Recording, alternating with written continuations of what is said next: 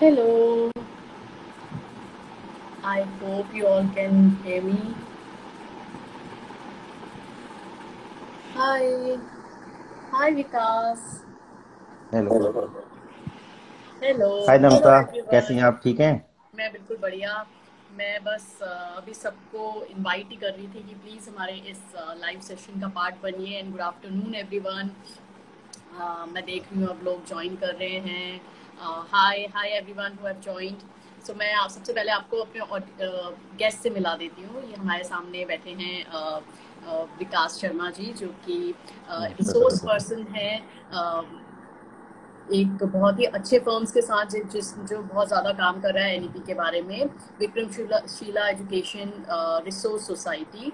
और ये लोग बहुत सारे रिसोर्सेज और बहुत सारे प्लानिंग इस वे में कर रहे हैं कि वो आगे जाके एनईपी के इम्प्लीमेंटेशन में काफ़ी इजीली और काफ़ी स्मूथली इम्प्लीमेंटेशन हो।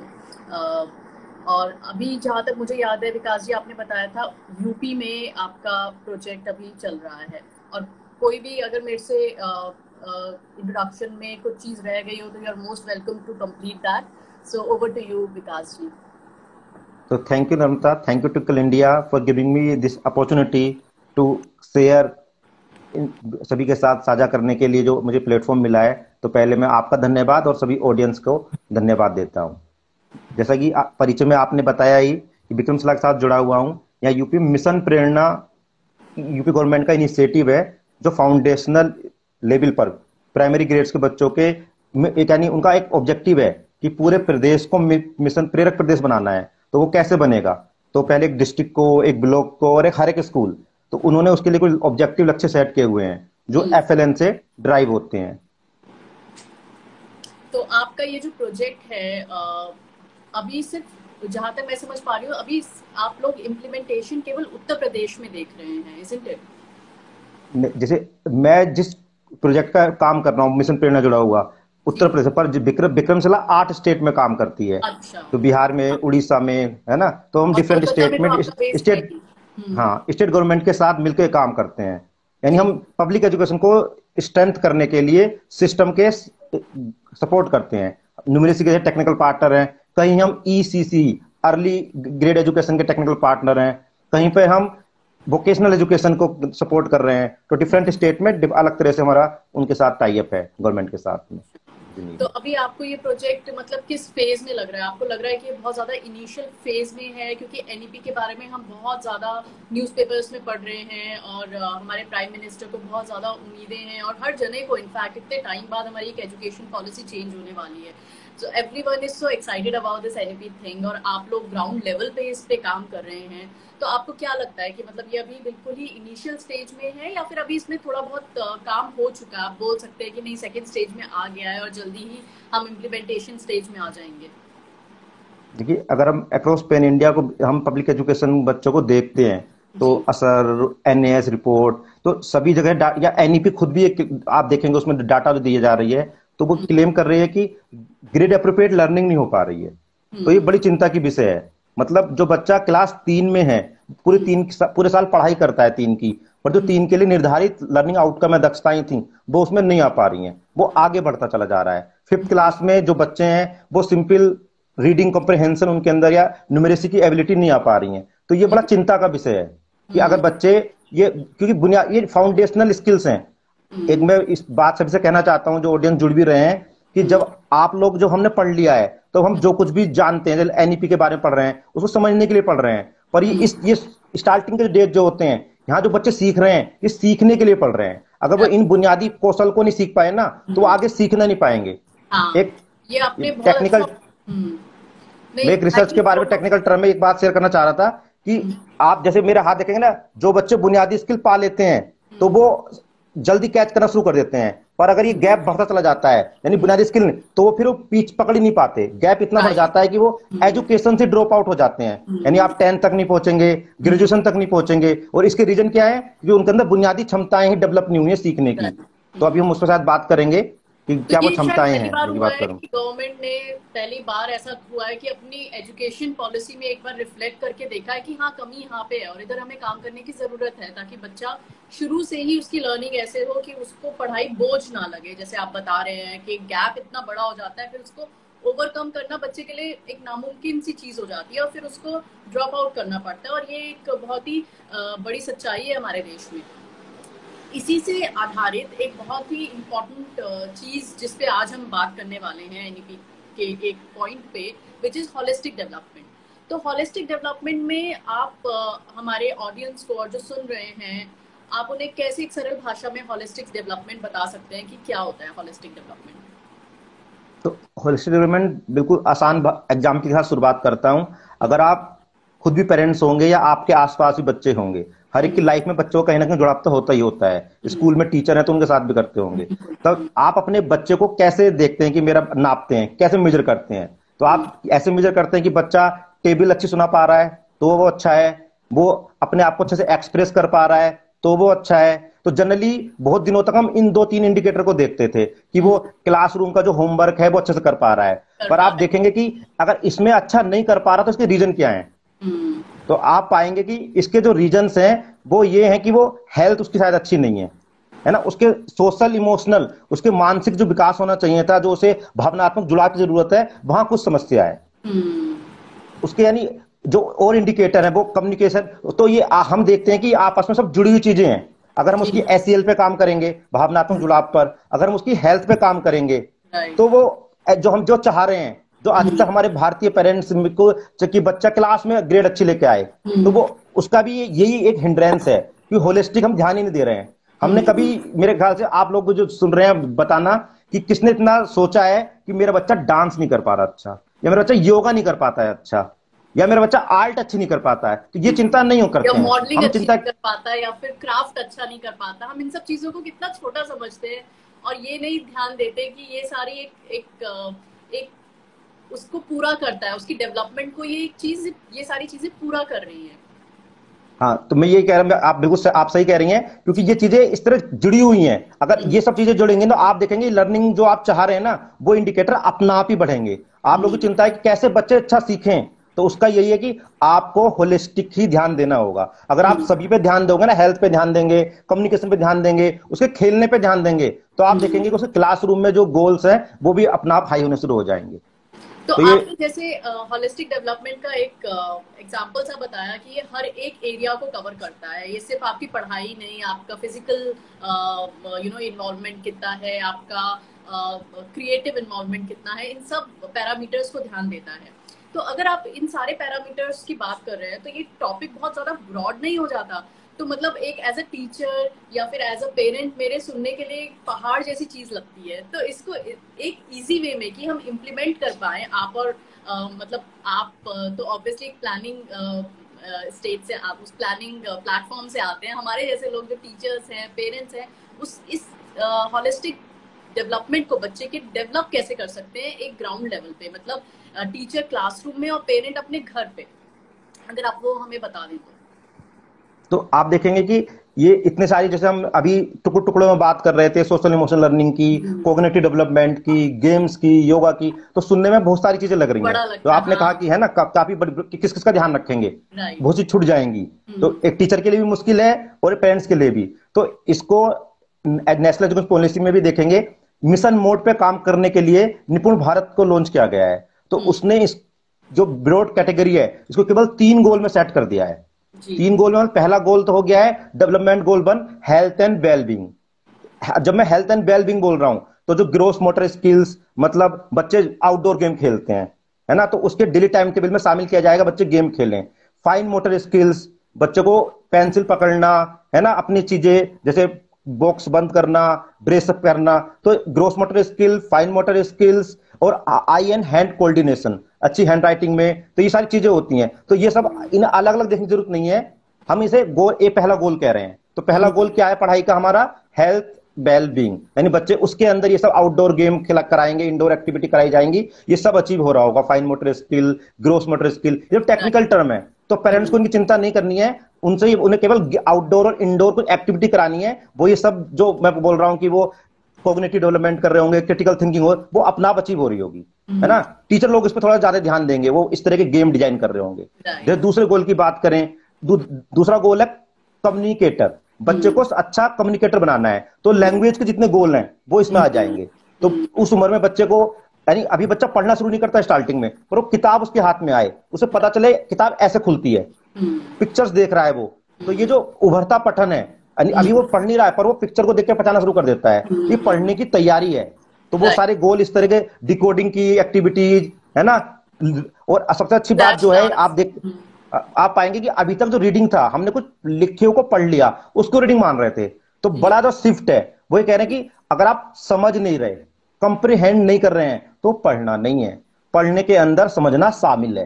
तो ये बड़ा समझा रहे हैं पेरेंट्स के लिए और टीचर को भी कि आपको केवल लिखे हुए को पढ़ना नहीं मान रहे, अगर उसे आप कंप्रीहेंड कर रहे हो, समझ रहे हो, तभी आपने पढ़ा है। और तीसरा जो इंपॉर्टेंट गोल है, involve learner to immediate surroundings, मतलब इसमें आपका न्यूमेरिसी की स्किल आ जाएंगी, और ईबीएस जो है वो गणितीय सोच, critical thinking, 21st century skill के नाम से इसको प्रमोट किया जा रहा है। Collaboration, cooperation, critical thinking, compassion. तो आप देखेंगे कि तुम एक अच्छे समाज के लिए, सबके लिए जरूरी है एम्पैथी होना, कंपैशन होना, पर ये कहां डेवलप की जाती हैं?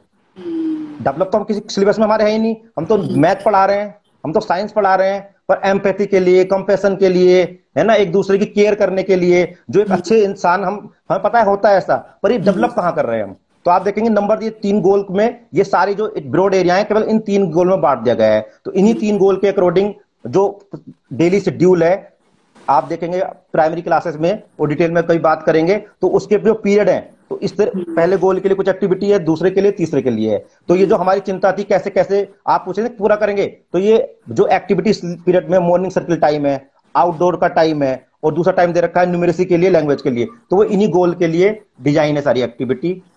हमारे दर्शकों में से किसी एक जने ने पूछा है कि कौन सी एक राइट स्टेज है इसको स्टार्ट करने के लिए, कोई ऐसी एज है? तो आप पाएंगे जो एनईपी भी जो सजेस्ट कर रही है, तो अभी तक क्या था, पब्लिक एजुकेशन में एक ड्रॉबैक था।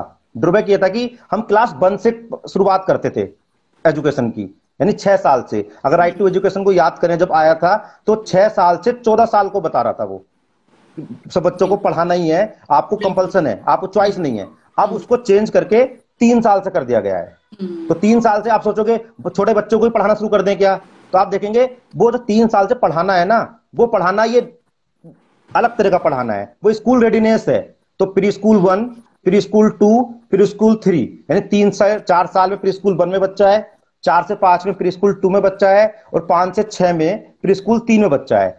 अब बच्चा ये 3 साल की प्री स्कूलिंग करने के बाद क्लास 1 में आ रहा है, और इस दौरान उसने क्या क्या सीख लिया है? उसने odd one out, observation, pattern, classification, sorting करना, पेंसिल पकड़ना, गेम किले से कुछ कुछ बनाना, यानी जो fine motor skill, gross motor skill है, और जो बच्चों को स्टार्टिंग में कुछ कुछ ऑब्जर्वेशन करना, जो सीखने की तैयारी है, वो काफी कुछ हो चुके हैं यहाँ पे। तो अब जो क्लास 1 में आ रहा होगा, तो वो डायरेक्ट जो लर्निंग आउटकम वहां शुरुआत करेंगे। तो 3 साल से प्ले वे, यानी अब आप देखेंगे कि पढ़ाने के तरीके में बदलाव है। अब जो अप्रोच है, इसको एक्टिविटी बेस्ड लर्निंग या प्ले बेस्ड एक्ट कहा जा रहा है। तो बच्चों को ज्यादा पेपर पेंसिल, या जैसे क्लास टीचर, जैसे हमारे टाइम में हम पूरी कोशिश करते थे कि बस हैंड राइटिंग में ध्यान हो, ए अच्छे से बना पा रहे हैं, नहीं बना पा रहे, बी अच्छे से बना पा रहे हैं। तो अब आप बोल रहे हैं कि मतलब जो प्री प्राइमरी लेवल पे बिल्कुल आपने एक वर्ड यूज किया, स्कूल रेडी कर रहे हैं बच्चों को, तो ताकि जब वो फर्स्ट क्लास में आए तो उसको काफी सारी चीजें पहले से ही पता हो, जो कि बहुत सिंपल हैं, जैसे पेन पकड़ना या एक्टिविटीज को फाइन मोटर स्किल्स उसकी पहले से ही डेवलप्ड हो, कोऑर्डिनेशन अच्छा हो चीजों का।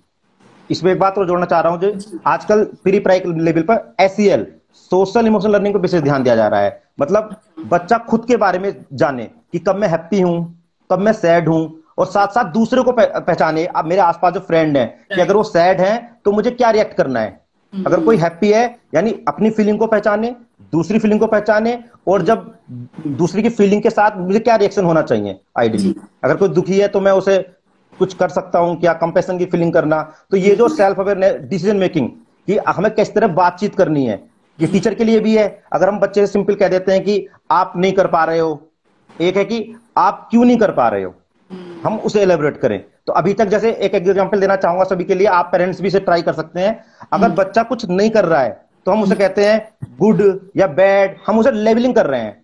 तो आप उसको स्मार्ट ना बता के उसके एफर्ट को बताइए कि आपने मेहनत की, आपने 2 घंटे पढ़ाई की, तो देखो आपने कितनी जल्दी से अचीव कर लिया। तो इससे क्या होगा, उसे पता चलेगा क्या करने से, इनपुट देने से आउटपुट बढ़ता है। अभी हमने उसे कह दिया अच्छा कर दिया आपने, तो उसे ही समझ में नहीं आ रहा अच्छा हुआ क्यों है।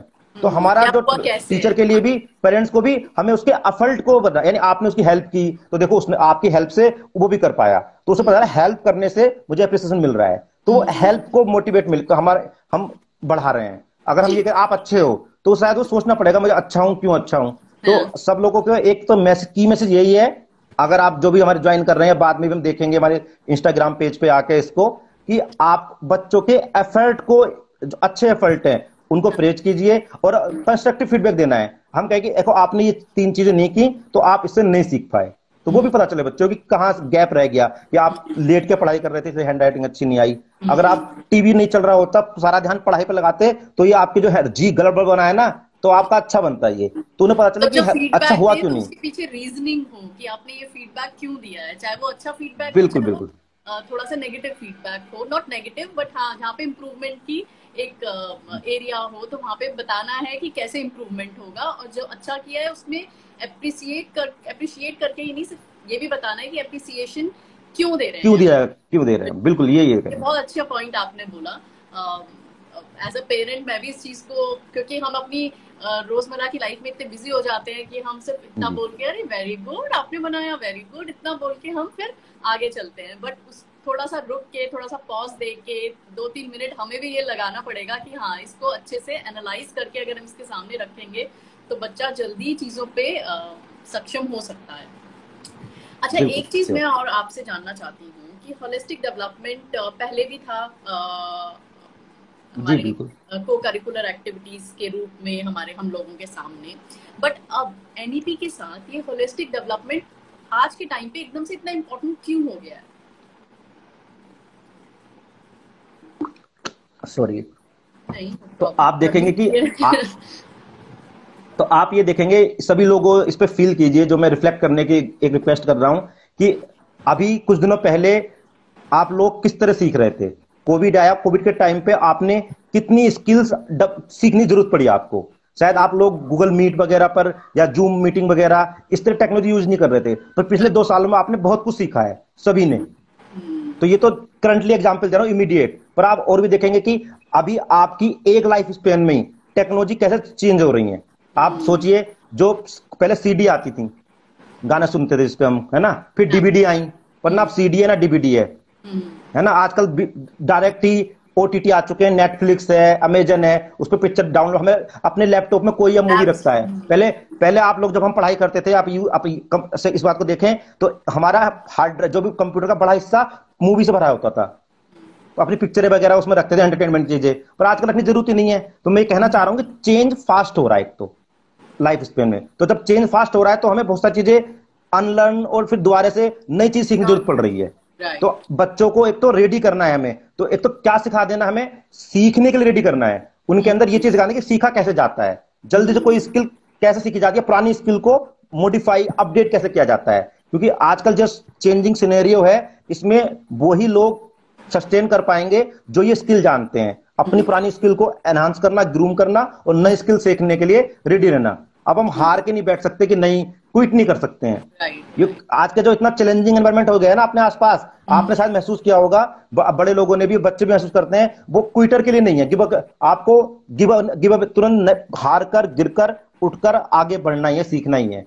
क्योंकि बाकी नहीं तो जो एक बार गिर गया वो बहुत पीछे चला जाएगा। रेस बहुत तेज है, कंपटीशन बहुत ज्यादा है, तो अब आपको तुरंत ही कुछ गलत हो रहा है तो उसमें चिंता भी नहीं करनी है, आपको रिफ्लेक्टिव होना है कि जो मैं गलत, अब क्या करूं, कैसे इंप्रूव करूं, किनकी हेल्प लूं। बड़ी बात है कि आजकल रिसोर्स बहुत हो चुके हैं, आप नॉट ओनली अपने लोकल लेवल पर, इंटरनेशनल रिसोर्स आपके लिए ओपन हो चुके हैं। तो कुछ अच्छी चीजें भी हो रही हैं, कुछ खराब भी हो रहा है। तो अब जैसे ट्विंकल इंडिया है, तो ट्विंकल इंडिया को इनके जो रिसोर्स हैं, तो एज ए टीचर मैं पाता हूं कि बहुत ही अच्छे हैं। तो पहले मुझे यहाँ चैलेंज पे था, मेरे किसी ने टाइम था। पूछा भी है हमसे, किसी ऑडियंस ने, कि आपके पास ये सारे स्किल्स, जितने भी हम स्किल्स की बात कर रहे हैं उनके लिए रिसोर्सेज भी हैं। तो मैं यहाँ पे बताना चाहूंगी कि आपको बस www.twinkle.co.in में लॉग इन करना है। फ्री अकाउंट वहाँ पे आप बना सकते हैं। बहुत सारे हमारे पहले से ही रेडीली फ्री अवेलेबल रिसोर्सेज हैं, आप उन्हें चेक कर सकते हैं। हमारा एक फ्री टेस्टर पैक है जिसमें कि 15 रिसोर्स, जो प्रीमियम रिसोर्स है, बहुत अच्छे रिसोर्सेज हैं, उनको आप डाउनलोड करके यूज़ कर सकते हैं। अदरवाइज हमारा सब्सक्रिप्शन जो कि 189 रुपीज़ पर मंथ का है, वो भी बहुत अफोर्डेबल है। बट अगर आप सब्सक्रिप्शन राइट अवे नहीं लेना चाहते तो ऑब्वियसली आप बहुत सारे रिसोर्सेज हमारे उसमें हैं, जिसमें जैसे कि विकास जी ने बात करी, स्कूल के लिए रेडी करने के लिए रिसोर्सेज, इमोशनल हमारे कार्ड्स हैं जो बहुत अच्छा करते हैं। उसमें बच्चे के इमोशनल लेवल को लेकर आप डाउनलोड कर सकते हैं। वो इमोशन कार्ड्स हैं, वो फ्लैश कार्ड्स हैं जिसमें डिफरेंट डिफरेंट इमोशंस बच्चे को बताया गया है। ये भी बताने के लिए हेल्प किया गया है कि आप कैसे बच्चे को इमोशन समझा सकते हैं, कि कुछ अगर आपको फील हो रहा है तो आप उसको कैसे एक्सप्रेस करें। तो ऐसे बहुत सारे इमोशनल लेवल पे, प्लस हम एनईपी में बहुत सारा काम कर रहे हैं। विकास जी आपको पता ही होगा, आप भी हमारे यस यस। यूजर हैं, कि हमारे एक पूरा कैटेगरी है जो कि एनईपी रिलेटेड रिसोर्सेज की है। सो आपको जस्ट वहाँ पे टॉप नेविगेशन में एनईपी रिसोर्स क्लिक करना है and you can find thousands of resources. हमारे पास डिफरेंट लैंग्वेजेस है, मराठी, तमिल, संस्कृत और हिंदी, बहुत सारे रिसोर्सेज हमने इन सब उस पे बनाए हुए हैं। So price of twinkle subscription is 189 per month अगर आप ईयरली सब्सक्रिप्शन लेते हैं, और अगर आप मंथली सब्सक्रिप्शन लेते हैं तो आपको वो अराउंड 299 का पड़ता है। Can we get something specific if you need on a topic? Of course you can. आपको जस्ट वहाँ पे सर्च, एक बटन है सर्च का, वहाँ पे आप टाइप कर दीजिए आपको किस तरीके के रिसोर्सेज चाहिए, क्लास वाइज भी डिविजन्स हैं, आप उसको चेकआउट कर सकते हैं। हाँ जी विकास जी, तो मेरा आपसे, और thank you so much questions लिखने के लिए। ऑडियंस अगर आपको कोई भी क्वेश्चंस हैं तो आप विकास जी या फिर मुझसे आप पूछ सकते हैं। हाँ तो इसी बात में ऐड कर देता हूँ क्वेश्चन से पहले, कि जैसे आपने बताया कि अगर आपको कोई टीएलएम या क्लासरूम एक्टिविटीज, अगर हम एज ए टीचर ढूंढते रहते हैं कि कौन सा गेम कराएं मैथ के लिए, पर्टिकुलर टॉपिक स्कूल रेडीनेस के लिए कौन से गेम कराएं, कौन से बाल गीत कराएं, या नंबर सेंस पढ़ा रहा हूँ, प्लेस वैल्यू करा रहा हूँ, तो मेरा जैसे मैं एजुकेशन में काम करता हूँ, सीखना और शेयर करने का शौक है, तो यूट्यूब चैनल है विकास शर्मा एजुकेशन। इंस्टाग्राम पेज पर आप लोग अपना नीड डाल सकते हैं कि प्लेस वैल्यू, तो मुझे अच्छा लगता है कि जब मैं उसका रिसोर्स ढूंढ ढांड के लाऊं या यूट्यूब वीडियो बनाकर शेयर करूं, तो काफी प्लेलिस्ट आपको वहां मिल भी जाएंगी। प्राइमरी एजुकेशन के लिए, खासकर लैंग्वेज के लिए, साइंस के लिए, तो आपको क्लासरूम की डायरेक्ट कैसे करना है, कौन सा टीएलएम बेस्ट होगा किस टॉपिक के लिए, वो आपको मिल जाएगा। तो आप विकास शर्मा एजुकेशन पे चेकआउट कर सकते हैं। आप और एक हमारे लिए जो लोग ये लाइव देख रहे हैं, एंड में जाके उनके लिए एक गिव अवे भी है। तो आप जितना ज़्यादा इंटरेक्ट करेंगे, लाइक अगर हमारे उसमें आकर आप ज्वाइन करते हैं ट्विंकल इंडिया का पेज, या फिर विकास जी के उसमें आके आप एजुकेशन वो यूट्यूब चैनल इनका देखते हैं, तो बहुत सारी एक्सप्लेनर वीडियोस आपको बहुत सारी मिल जाएंगी। वो एक्सप्लेन कर रहे हैं कि कैसे हम इजी तरीके से बच्चे को समझा सकते हैं। तो विकास जी एक next, I have been thank you so much, thank you so much. तो विकास जी मेरा आपसे एक क्वेश्चन है कि अच्छा, ये इस पे हम बात कर चुके हैं कि इम्प्लीमेंटेशन होलिस्टिक डेवलपमेंट की कैसे हो। तो आपने बताया कि अब एक नया, एक जैसे कि आपने बताया कि हम ग्राउंड लेवल पे इसको स्टार्ट कर सकते हैं, और बच्चे को सीखना कैसे है, स्कूल रेडी करना है हमें मेन। तो एक इसमें पॉइंट आता है इंक्लूसिव क्लासरूम, जिसमें सब बच्चे को साथ लेके चलना होता है। इंक्लूसिव क्लासरूम आज के टाइम पे, जैसे हम स्पेशल एजुकेशन की बात करें और इन सब चीज़ों की बात करें, थोड़ा चैलेंजिंग हो जाता है टीचर्स के लिए। तो उसमें आप क्या बोलेंगे कि एनईपी ने उसमें क्या फैसिलिटीज दे रखी हैं, या फिर क्या स्कोप है, जो बच्चों को स्पेशल अटेंशन चाहिए उनको साथ लेके कैसे चलना है? बिल्कुल, तो इस उस वहां तक पहुंचने से पहले मैं इंक्लूजन को एक और लेयर आपके सामने रखना चाहता हूं, कि एक तो हर बच्चा, इस बात से हम सहमत करते हैं थ्योरेटिकल तो खासकर, कि यूनिक होता है, और हमारे सबके लर्निंग स्टाइल अलग अलग है। लर्निंग स्टाइल जब मैं कह रहा हूं, तो कुछ बच्चे टेक्स्ट से जल्दी सीखते हैं, कुछ बच्चे विजुअल से जल्दी सीखते हैं, कुछ बच्चे करके जल्दी सीखते हैं, उनकी मेमोरी डूइंग एक्टिविटी करते हैं तभी उन्हें क्लियर होता है, रीडिंग से या विजुअल से नहीं होता है। तो हर बच्चे, और भी कई सारे लर्निंग स्टाइल है, मैंने एग्जाम्पल दिए। तो एक तो हर बच्चे, आप हमारे अंदर वेरिएशन बहुत ज्यादा है एक क्लास के अंदर ही। पर अभी तक जो हम पढ़ा रहे थे, तो एक टेक्स्ट बुक या पहले से सेट है, एवरेज के लिए हम तैयारी कर रहे थे उसके हिसाब से।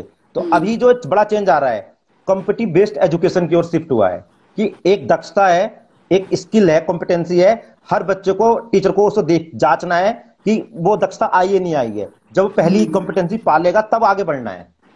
तो एक लेडर बनाया गया है कॉम्पिटेंसी का। तो ये तो सब बच्चे, यानी जो वेरिएशन की डिमांड करता है हर एक, जो आप और मैं अलग अलग, हम सबका लेवल है, बैकग्राउंड है, तो मुझको मेरे लेवल से ट्रीट किया जाए ना, है ना। आप जल्दी समझ गए, किसी आपको समझाया, शायद दूसरा इतनी जल्दी नहीं समझाया, पर मैं तो अपना, मेरा प्री प्लान लेसन प्लान आगे बढ़ जाता हूँ।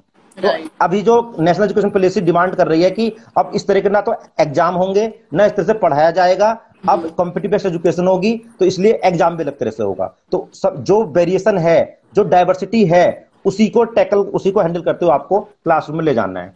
दूसरा, जो कुछ बच्चे ऐसे होते हैं, जो आपने क्वेश्चन जिनके लिए किया, तो बात की जा रही है कि उनको जब अलग कर देते हैं ना, तो एक तो वो उनके अंदर कुछ डिफरेंट एबिलिटी है, पर आप उसके उन्हें ग्रुप से अलग कर दोगे तो सीखने के अवसर छीन लिए आपने उनसे। तो ये एक तरह से क्राइम है ना। हमें क्या, हाँ, डिमोटिवेट कर, अलग थलग कर दिया। हमारी जिम्मेदारी बनती है, तो मैंने आपसे बताया था SEL जो हम डेवलपमेंट कर रहे हैं, बच्चा होलिस्टिक कर रहे हैं, तो एम्पैथी हम देखें कि वो किस वजह से, तो हमें इसी समाज में जीना है उन्हें, तो उसकी मदद करने वाले हम तुम में से आने हैं, है ना। ये सोसाइटी मिलकर ही आगे बढ़ेगी, किसी को पीछे नहीं छोड़ सकते हैं। अगर हमें सबकी बात कर रहे हैं तो सबको एक साथ ही चलना होगा। तो सबको साथ चलना स्टार्टिंग से शुरू करना होगा। ऐसा नहीं क्लासरूम में तो अलग अलग स्कूल बना दिया, अलग अलग कर दिया, फिर बाहर जाके सोसाइटी कहते हैं कि हम सब एक साथ हैं। तो इसलिए उनको क्लासरूम के अंदर ही टीचर को भी ध्यान रखना है, और जो उसके स्टूडेंट हैं, जो उसके फ्रेंड सर्किल है, वो आपस में उन सबका ध्यान रखेंगे। एक छोटी सी स्टोरी आपके साथ शेयर करता हूं यहाँ पे मैं, अभी मेरे माइंड में आई। तो एक बार एक साइकोलॉजिस्ट, जो मनोविज्ञानी होते हैं, अफ्रीकन में जाते हैं, अफ्रीकन जाति की रिसर्च करने के लिए। तो वो अफ्रीकन जाति को जानना समझते हैं कि क्या जाति है ये। तो फिर बाद में उनके लिए वो चौंक जाते हैं उसको देख करके, ऐसे कैसे कर रहे हैं ये लोग। तो वो एक रेस ऑर्गेनाइज करते हैं। वो रेस में वो करते हैं सामने, क्योंकि वहां शायद उस तरह के फ्रूट वगैरह नहीं होते थे, वो कुछ खास चीजें लेके जाते हैं और रख देते हैं टोकरी, और सब बच्चों से कहते हैं जो पहले पहुंचेगा उसे ये मिल जाएगा खाने को। तो बच्चे लाइन में खड़े होते हैं, वो करते हैं रेडी 1 2 3 गो। अब वो चौंक जाते हैं, सब बच्चे एक दूसरे का हाथ पकड़ते हैं और चल पड़ते हैं, एक साथ टोकरी पे पहुंचते हैं और सब बच्चे शेयर करके खाते हैं। तो उन्हें इमेजिन नहीं किया था, उनके लिए रेस क्या थी, पहले पहुंचो, भाग के जाओ, जिसे मिला वो करे। तो उन बच्चों से पूछा आपने ऐसा क्या किया, तो उन बच्चों को यही जवाब था, अपनी भाषा में जवाब था उबंटू। उबंटू उस जाति का नाम है। तो उनका कहना था कि मैं हूं क्योंकि हम हैं, I am because we are. तो अगर इस तरह की फीलिंग हमारे अंदर आ जाए, सबके साथ इतना ज्यादा एक दूसरे का ध्यान रखें, तो सोचो कैसी सोसाइटी हो जाएगी। तो ये एग्जाम्पल से ले जाए, तो इंक्लूसिवनेस के लिए यही हमारी अप्रोच रहनी चाहिए, क्योंकि मैं हूं क्योंकि हम हैं, तो हम उन्हें अलग नहीं कर सकते। वो सब हमारे साथ ही, साथ में ही बैठ के पढ़ेंगे, उनके साथ खेलेंगे। पर ये टीचर या स्कूल की जिम्मेदारी है कि उनके लिए क्लासरूम में इस तरह की मैनेजमेंट इंफ्रास्ट्रक्चर डेवलप किया जाए जो नीडेड है। सपोज उनके चलने की दिक्कत है तो इस तरह के रैंप बनाए जाएं, उनके लिए टॉयलेट इस तरह के बनाए जाएं जो नीडेड है। और बच्चों का रोल ये है कि उन्हें वो फील ना लेते। Yes yes yes. और बच्चों साथ मिलकर पढ़ें। सब बच्चे अलग होते हैं, अच्छे बच्चे भी, कि सब अच्छे खेल नहीं खेल पाते, तो जो उनकी एबिलिटी है वो उसे अप्रिशिएट किया जाए, जो मेरी एबिलिटी है मेरी अप्रिशिएट किया जाए। ठीक है, बिल्कुल। आपने इतना सारा ज्ञान दे दिया कि अब इसको इम्प्लीमेंट करने में सच में, और इतना डिफिकल्ट नहीं है। मतलब जब आप ऐसे एज एन कोई आर्टिकल पढ़ो होलिस्टिक डेवलपमेंट का या फिर होलिस्टिक अप्रोच का, तो उसमें इतनी चीजें हो जाती हैं कि ऐसा लगता है कि ये तो सच में एक हायर अथॉरिटी से आना चाहिए, इसके लिए पूरी प्लानिंग होनी चाहिए, इसके लिए ट्रेनिंग होनी चाहिए टीचर्स की। बट आई डू फील कि ये ग्राउंड लेवल में भी इम्प्लीमेंट किया जा सकता है। नॉर्मल जो आपकी एजुकेशन, जैसे बीएड होती है टीचर्स की, या फिर कोई भी XYZ जो भी एजुकेशन का है, इसको बहुत ही इजीली इम्प्लीमेंट कर सकता है। It's just about changing your approach towards kid. अपना थोड़ा सा बैकफील्ड में जाके ऑब्जर्व करना कि वो क्या कर रहा है, उसको अच्छी तरीके से अप्रिशिएट करना with a constructive feedback. Thank you so much Vikas ji. अभी हमारे पास टाइम कम था, हमने ये 20 मिनट्स का सेशन रखा था, बट आपने इन 20 मिनट्स में बहुत सारे ऐसे डोर ओपन कर दिए हैं जिनमें हम अपना वक्त बिता सकें, सोचें उस पर्टिकुलर टॉपिक के बारे में और आगे जाएं। आपके टाइम के लिए मैं बहुत बहुत धन्यवाद देती हूँ आपको। और do check his YouTube channel. वहाँ पे इन्होंने बहुत सारे अच्छे वीडियोस बताए हुए हैं टीचर को, स्पेशली न्यूमरेसी से रिलेटेड, मैथ से रिलेटेड बहुत अच्छे रिसोर्सेज, बहुत इजी तरीके से कैसे एक कोई टॉपिक बच्चे को पढ़ाया जाए वो है। And do check Twinkle India. हमारे पास बहुत सारे एनईपी से रिलेटेड कैटेगरी में बहुत सारे रिसोर्सेज है, डिफरेंट लैंग्वेज में हम डील करते हैं। हमारे पास phonic certification, everything, craft, educational app, hand writing, everything is there. और जो भी होलिस्टिक डेवलपमेंट के लिए चाहिए होता है वो सब वहाँ पे है। सो आई होप जिन्होंने भी यहाँ पे आके टाइम दिया अपना, उन्होंने कुछ सीख के जाएंगे यहाँ से। Thank you so much Vikas ji. तो धन्यवाद ट्विंकल इंडिया का और प्लेटफॉर्म का, और सभी लोगों को एक इस तरह की मतलब कन्वर्सेशन स्टार्ट होना चाहिए। सभी चीज का जो सोल्यूशन यही है कि हम बातचीत करें, रिफ्लेक्ट करें और आगे कैसे बढ़ाना, आगे बढ़ें। तो मैं तो कहता हूं कि अभी हम बाइंड अप नहीं कर रहे सेशन को, हम एक थ्रेड ओपन कर रहे हैं आगे के लिए भी। तो जो भी हमारे ऑडियंस हैं उनसे ये भी एक ट्विंकल इंडिया पेज पर है विकास शर्मा, आप अपनी नीड, अपने जो आप क्या और चाहते हैं कि इस तरह के सेशन होने चाहिए, हमें वो अपने क्वेश्चन छोड़ें, तो जिससे नम्रता जी हमके साथ मिलके को प्लान कर सके कि आगे ये कैसे इसको एड्रेस किया जा सकता है, वीडियो के द्वारा, रिसोर्स के द्वारा या सेशन के द्वारा।